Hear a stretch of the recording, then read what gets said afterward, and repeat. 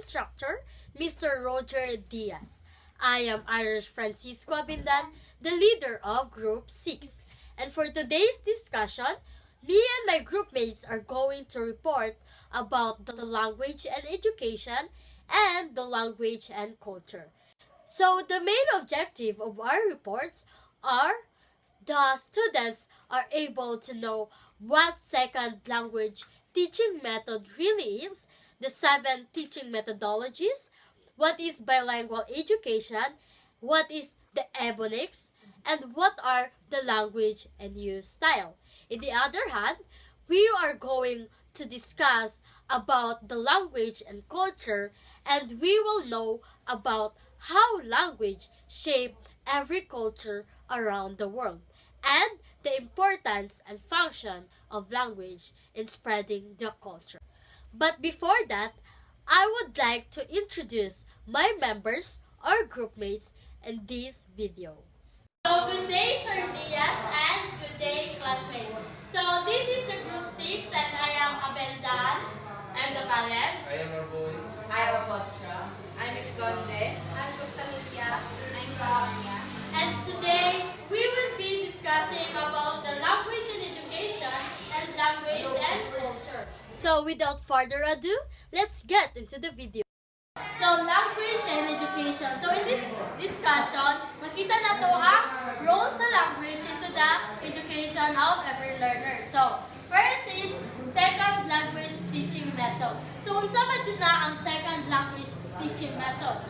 So it is an app that requires teachers flexibility in application of approaches and methods in order to meet learners' instructional needs and application. So dili na mosulod on how teachers approach their students or learners, or what are the ways nga ilang ginagamit in order to facilitate their knowledge to their students. So whether mo gamit sila mga blended learnings, experimental kanang learners, or other ways in order to cope up student standard. One of the examples na apply in second language teaching method is during the pandemic.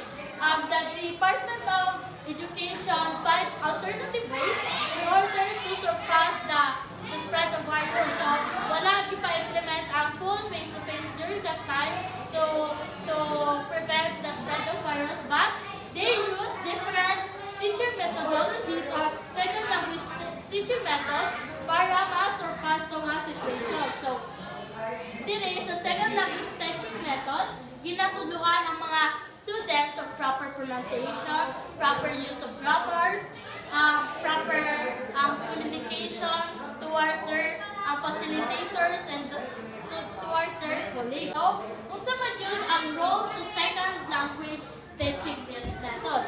This is to develop students and teachers' great communication, and in order to do teachers his or her role as a facilitator by providing alternative ways para maka-teach sa mga students. In order para maka-learn po ng mga students o mga learnings na wala nila na-learn before. So, let's proceed to the 7 teaching methodologies to be discussed by Ms. Tapales. So, good day everyone. Since Irish have been already done discussing the second language teaching method, and since you already know what is second language teaching method, and now I'm going to discuss the 7 teaching methodologies. The grammar translation, the direct method, the audiolingual method, the situational language teaching, the communicative language teaching, and the humanistic approach, and task-based teaching. That is the 7 teaching methodologies. First, I'm going to discuss the grammar translation method. So, when we say grammar translation method, it is the most traditional method which is used to teach dead languages. Classes are not in the student's mother tongue, and no attention is given to pronunciation. So, sa grammar, natudlo ni siya og mga language nga dead, like katong Latin, Like, wala nila gikuan ang katong mother tongue. Wala nila gikuan. Then wala ko gikuan na ang pronunciation. Ang importante dito sa grammar, ang morphology, kung saan mo pag-form ang isa ka sentence nga sakto o grammar. Kaya kuan ang mga grammar rules. Diri po sa grammar, kanang i-form tag sentence, dili ni siya ikuan dapat ang sentence mag-start siya of capital letter and ends with period. Dili ni makukuan sa grammar. This is the direct method. When we say direct method, first speaking is taught and then only reading and writing. It rejects use of reading words. Sa direct method, dili ni gi-emphasize ang pronunciation. Even though sayop-sayop na din mong grammar, as long as kanang makadeliver ka og sakto sa pronunciation, masabtan dyan na siya dayon. So next is the audiolingual method. When we say audiolingual method, teaching structural pattern by means of repetitive drills, and this method focuses more on pronunciation. So ang focus sa audiolingual method, ang pronunciation. Like for example, nakay words nga nay baby nga mastorya. Dili man sila kukuha, di ba? So gina-repeat na utudlo sa mga inahan or mga teachers para ma-correct niya ang isa ka word.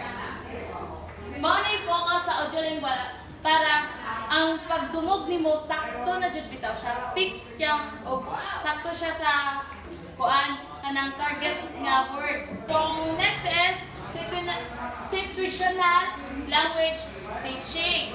So situational language teaching involves accurate use of vocabulary, items, and grammar rules in order to achieve a practical mastery of the four basic skills.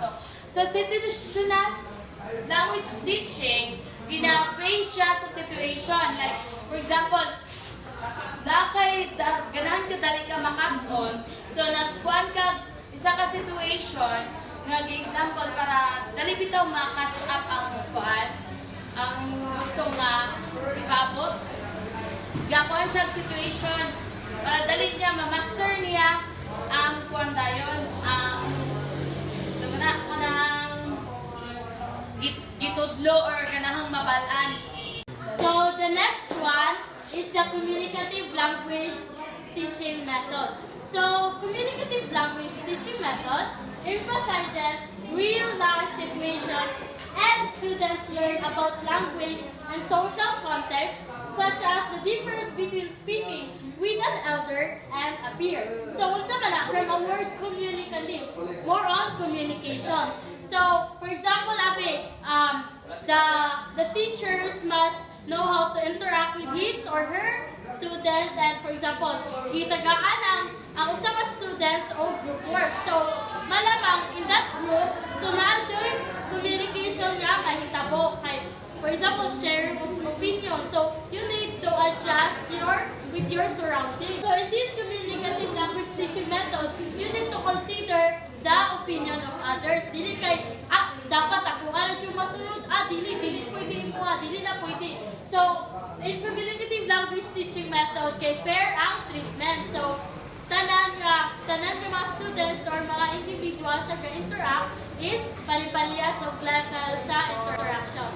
And then the humanistic approaches methodologies is a student-centered where students are encouraged to control over their educator. So in this kind of methodologies, kaya more on humanistic, kaya more on emotional, gani murag ang teachers must adjust with their students. Dili pwede nga kana mo pataka ng istorya, dapat watch your words jud in this kind of methodologies. Kaya naman siya mga tao good nga kanang ma-istoryaan na nito gamay kay malain dahil kaya dali kayo masuko bitaw.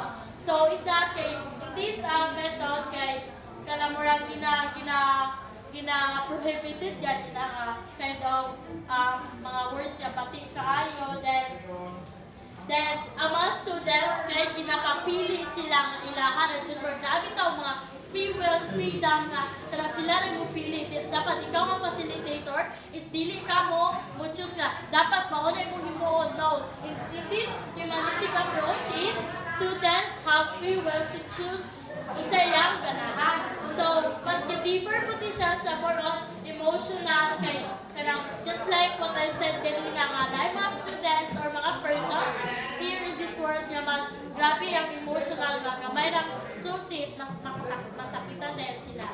And then this next is the task-based teaching to be discussed by Ms. Tapales. Task-based teaching method is the procedure in which students have to use the target language in order to achieve a specific outcome.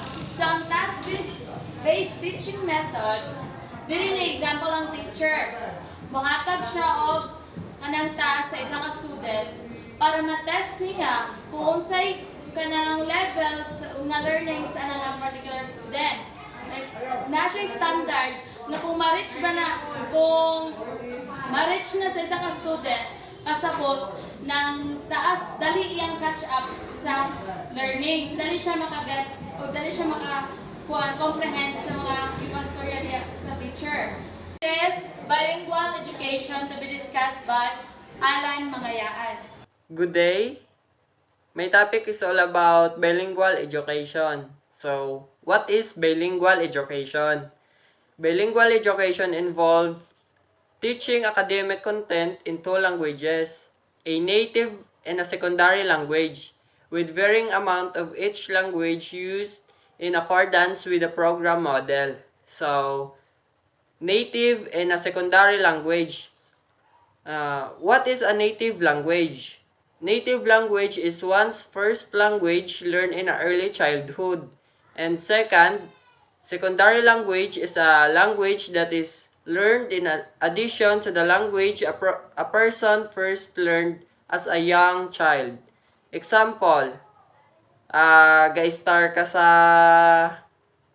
Bacolod, so Ilonggo imong first language and then nag-transfer ka sa Canlaon City. So, ang ila to nga language is Cebuano or Bisaya. Ma-learn mo ilang ma-learn mo ila language as a secondary language kung magdugay ka na dito. Thank you. So since bilingual education is already discussed, we will proceed to the Ibonix. So when we say Ibonix, it is a term that was originally intended to refer to the language of all people descended from African slaves, also called African American Vernacular English or AAVE.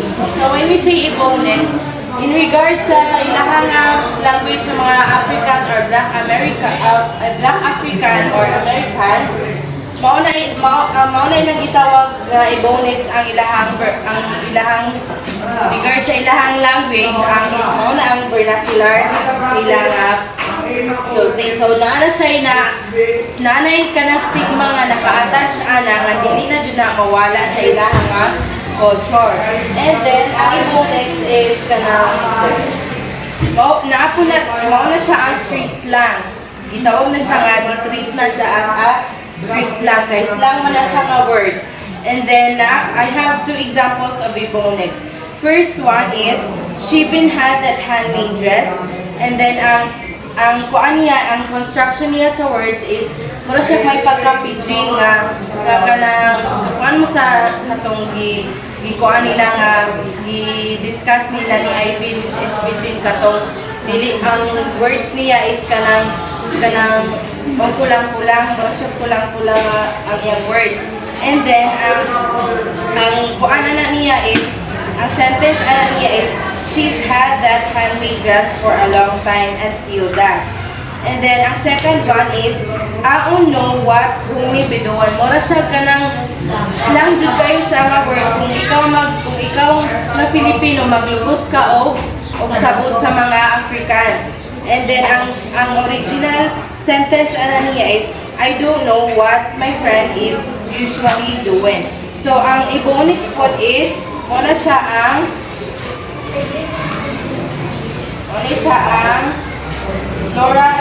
plural in form but singular in construction. Wala siya. Kung search na mo siya sa Merriam-Webster Dictionary, mao na ang magbuwas ang gani siya ang Ebonics. And then, naapod siya, ang ga-invent po niya is si Robert William. Dr. Robert William. So, mauni siya, si Dr. Robert William, who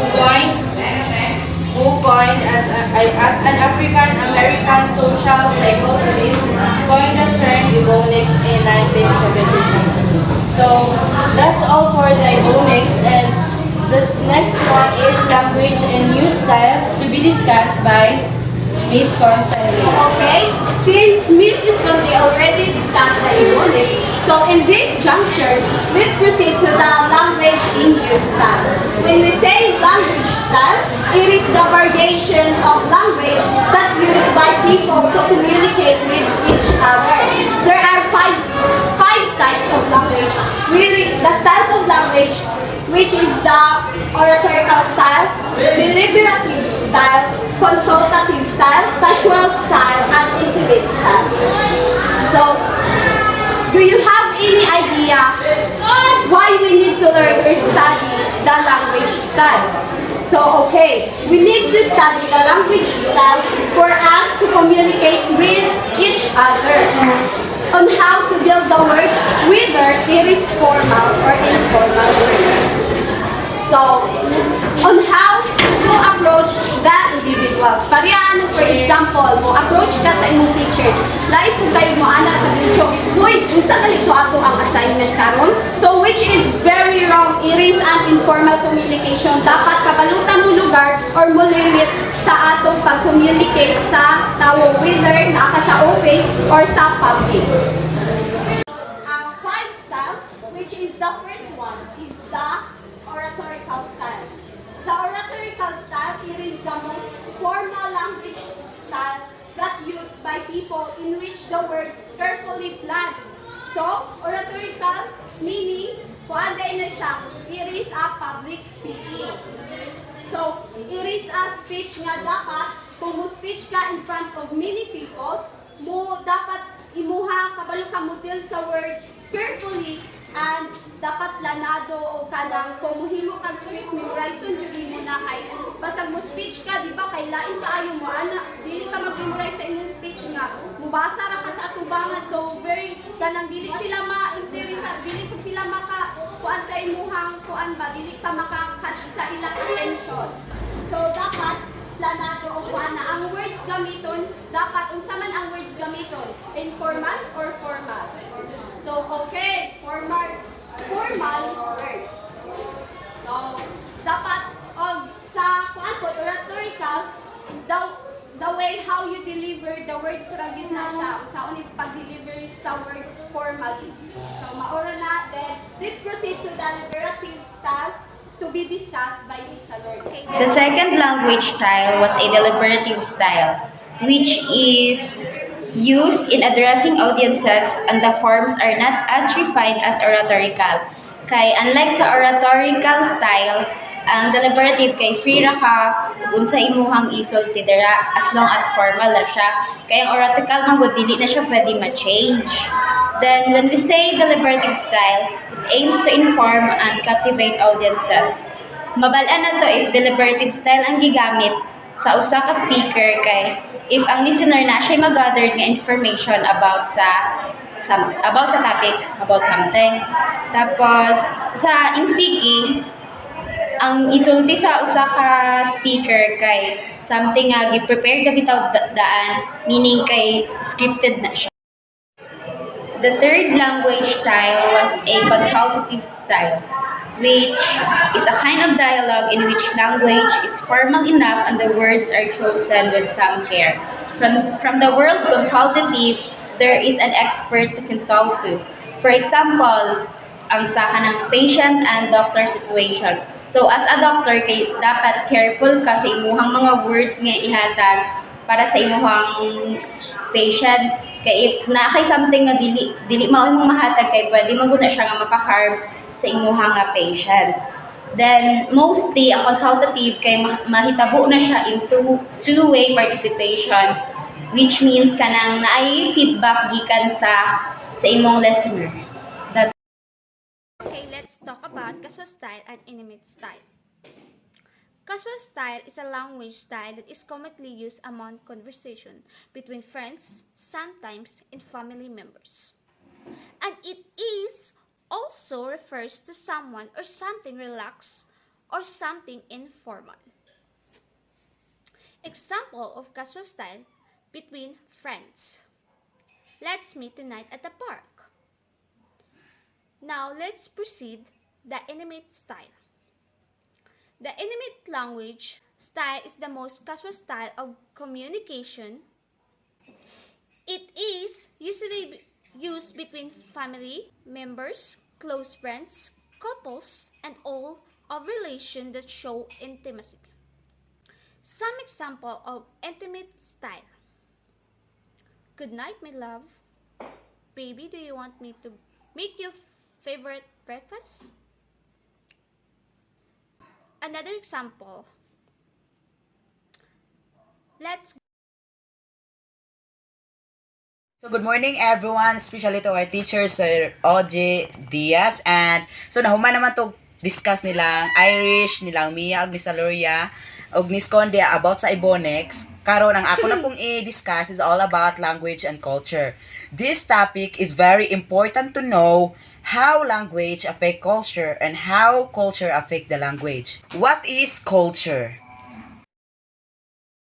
Culture, the customs, art, social institutions, and achievements of a particular nation, people, or other social group. The arts and other manifestations of human intellectual achievement regarded collectively. Na ang language is one of the categories of culture. For example, once ang ikaw abi ni adto kag Manila, ni stay kag pila ka month or pila ka year. So dito, di ba ang ilahang, especially ang ilahang dialect kay Tagalog.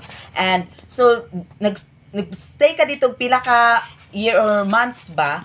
So na-adapt na nimo sa imong self nga pag ang unsa ilahang dialect dito. So pag uli nimo diri sa probinsya or diri sa Canao, for example lang, kay dili na ka kabalo sa imong native nga language kay tungod sa imuhang nabalaan dito sa Manila mao ang ilahang Tagalog na mga istoryahan. So pag abot nimo dili nakakasabot sa ilang gipang sulti labi na sa imuhang mga friends or imong family nga mo communicate nimo, di na sila kabalo, di nakakasabot sa ilahang gipang panulti. Language is the most important part of any culture. It is the way by which people communicate with one another, build friendship, and create a sense of community. And so based on Miss Ivy, dili na mo batin ang language and society, because through language we can communicate other people. We can communicate our social environment, our social communities, and etc. How language affect culture? Because language affect culture is a way that we can use our language to communicate with others. As we communicate with others, we can also share our culture og sa mga uban. So, what I have said gaina nga, tungod sa mga kanang na-adapt na nato sa atong self, di natakabalo mo surya sa atong native nga language. Once nga na-adapt na nato sa atong self nga ang ilahang lain nga culture. And through language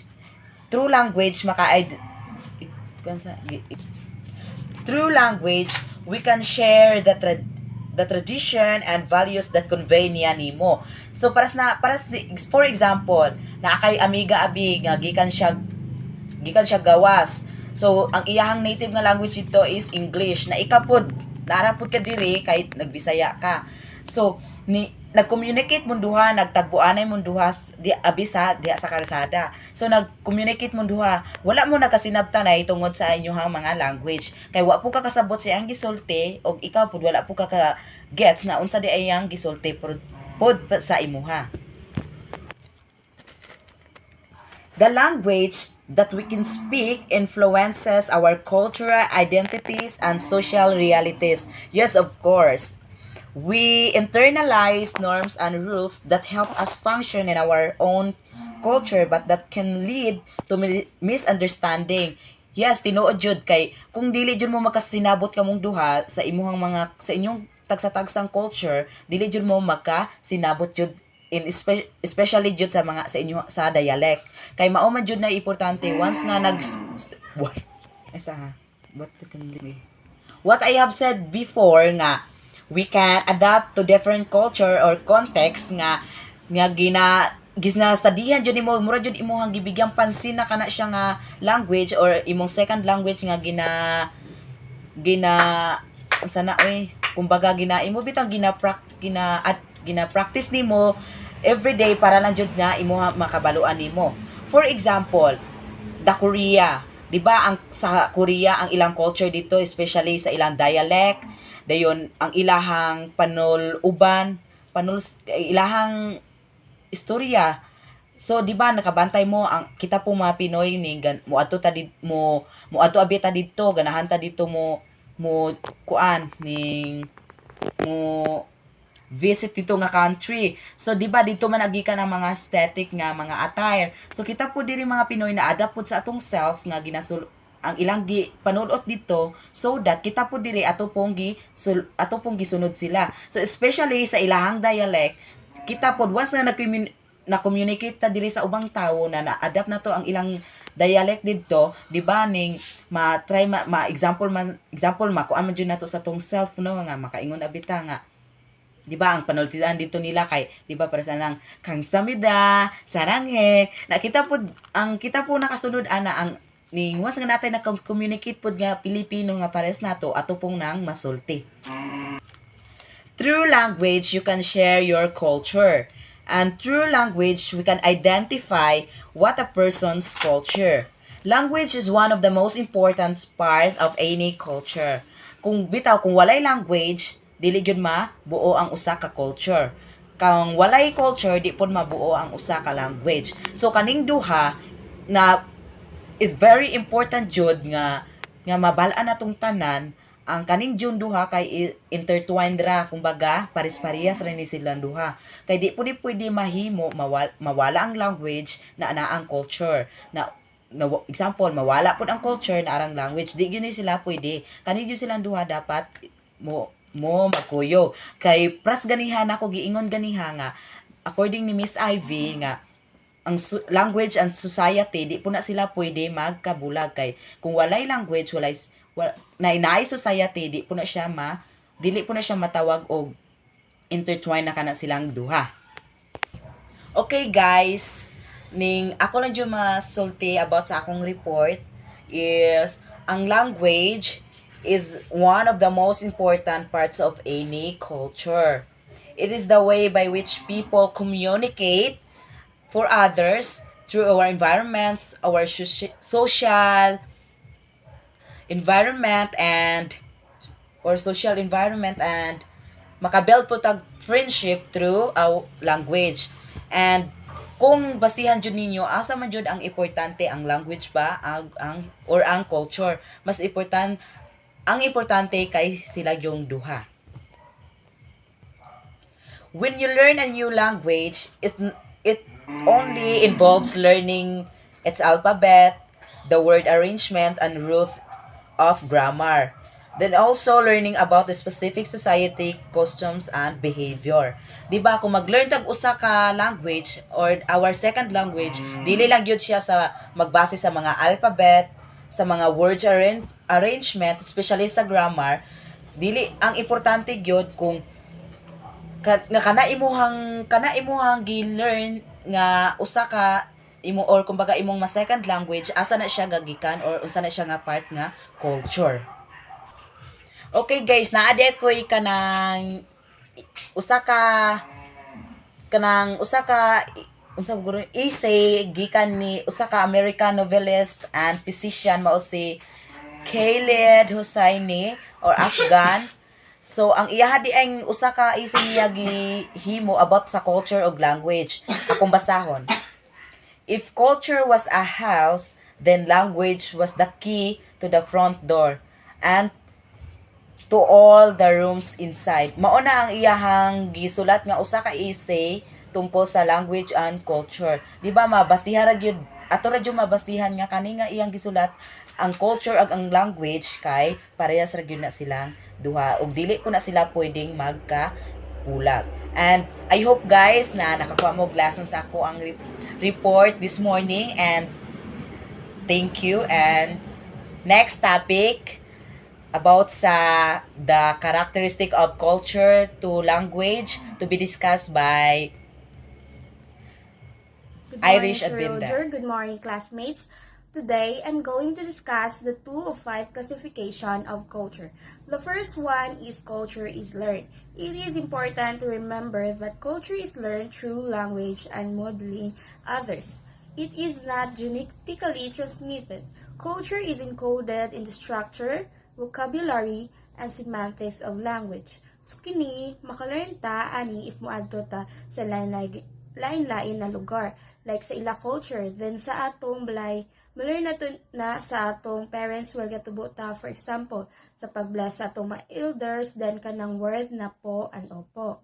The second one is culture is shared. Culture is shared because we shared culture with other members of our group. We are able to act in socially appropriate ways as well as predict how others will act. For example, naay kay friends or cousin na gikan sa laing lugar. Then tudluan nimo siya sa inyong tinuhuan para maka-adapt siya. That's all. Thank you. The third characteristics of culture is culture is based on symbols. Ang duha, i-discuss na siya ni Miss Villafuerte. Ang ako mao ni siya ang ikatulo nga characteristics of culture. Culture is based on symbols. About ni siya sa symbols.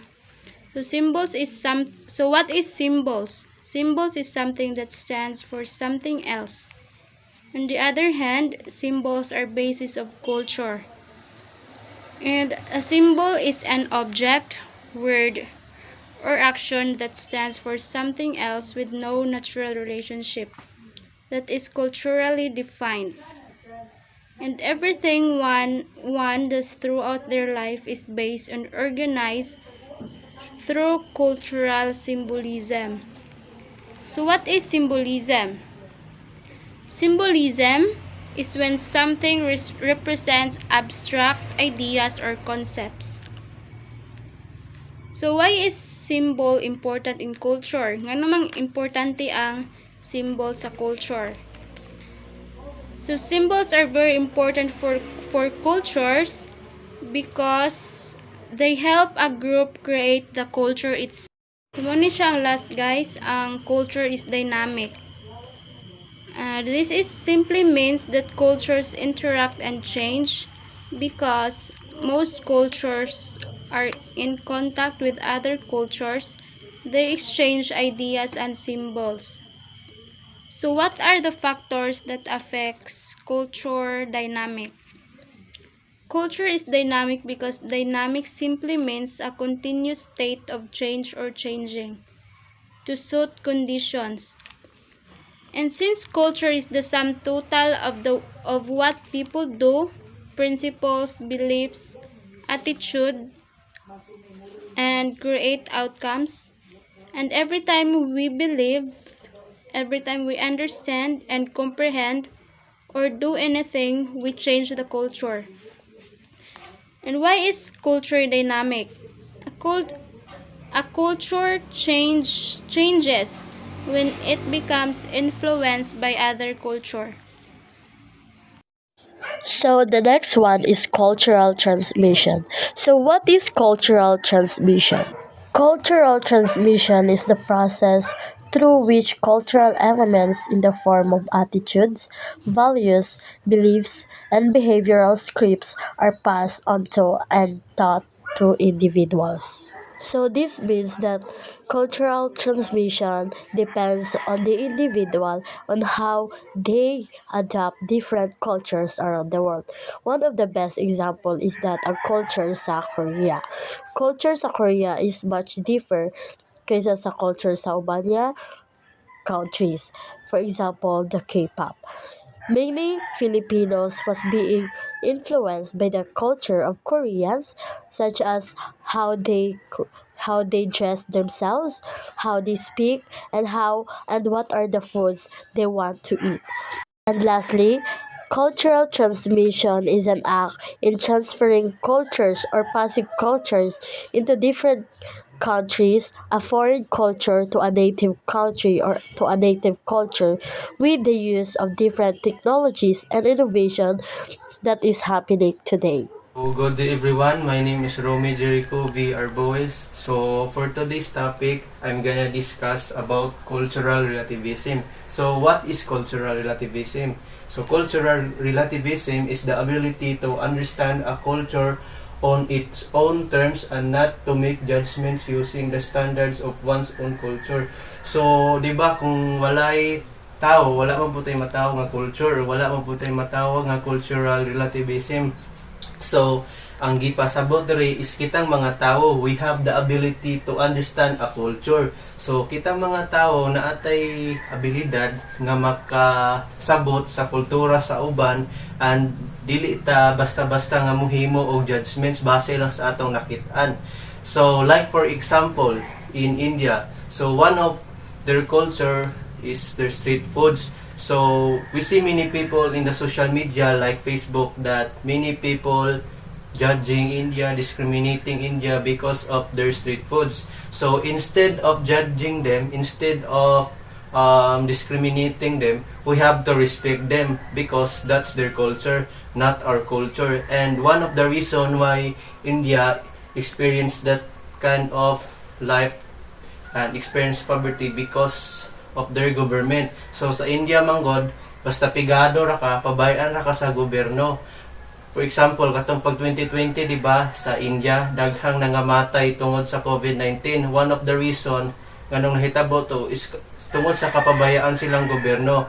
So mauna nga nahimong kultura sa India ang ilang street foods, it's because of the poverty. So that's all. Thank you. So the last part of our report is the relationship between language and culture to be discussed by Miss Arroganti and Miss Tangayan. I will be discussing about the relationship between language and culture. So we have here four concepts about how language and culture are related with each other.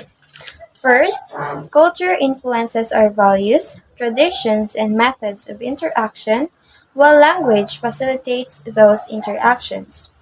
Language allows you to interact, and culture tells you how to do so correctly.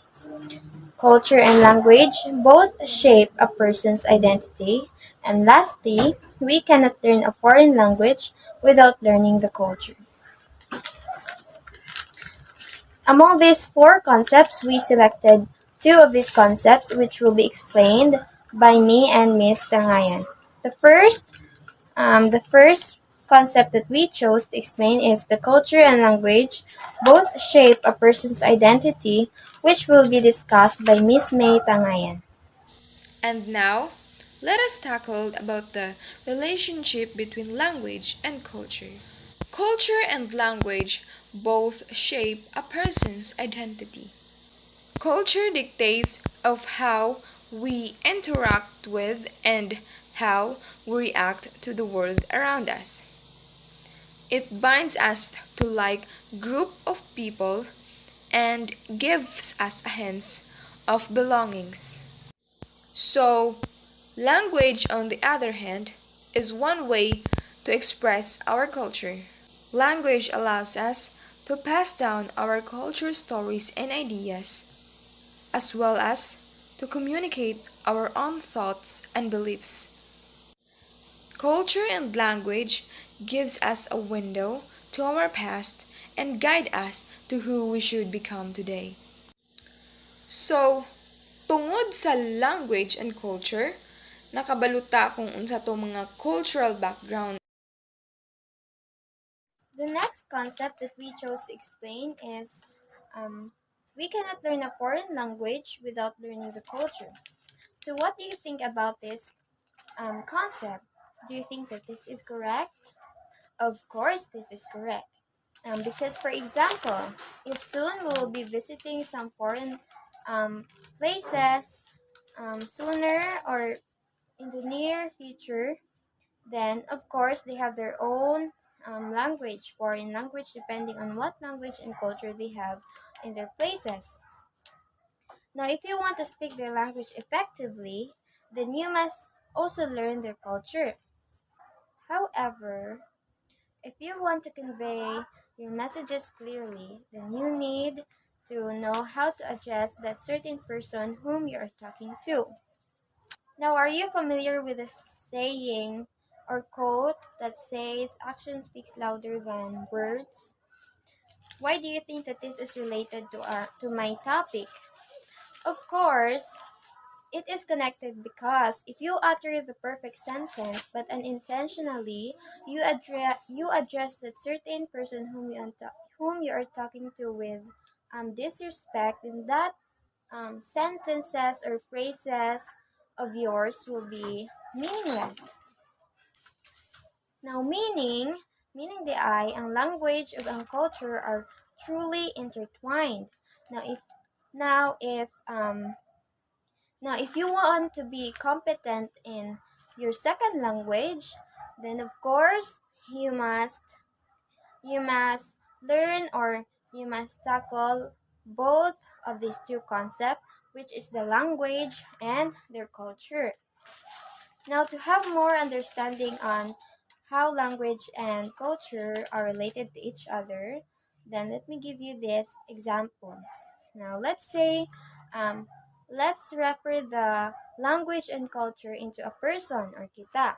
Now, let's say language is the flesh and culture is the blood. Now, if we put these two together, then of course we can form a whole person.